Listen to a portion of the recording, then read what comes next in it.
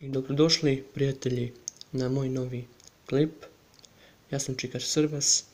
Evo, ovo je treći video koji trebam da izbacim i danas ćemo pričati malo o Pragi i šta je Praga i za šta se najviše koristi. Uživajte u klipu. Nema više izdajnika generala, nema više tih šakala, nema više kreni pa stani, dolaze vam crni dani.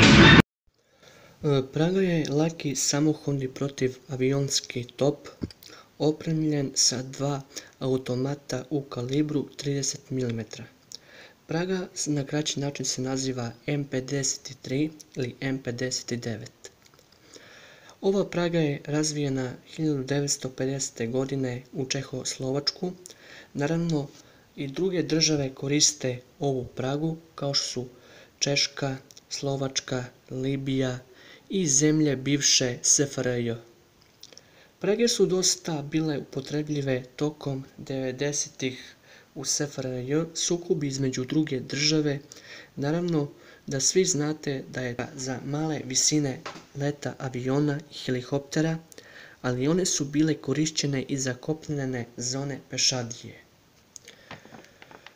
Prema zvaničnim podacima, Prage su oborile avion A-10. Prema dobrim informacijama, kako sam saznao, ona je skinula i 3 bespilotne letelice i 12 krstareće rakete itd. Ljudi iz NATO-a su dolazili u Srbiju i bili su veoma iznenađeni kakav je ovo sistem i šta služi ovaj sistem i koliko nam je pomogao.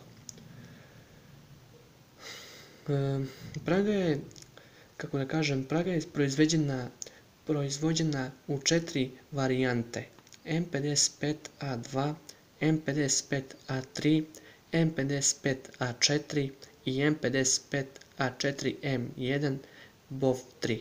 Dobro znate da mi koristimo naše vozilo BOV3 i 2 automata topa 30 mm.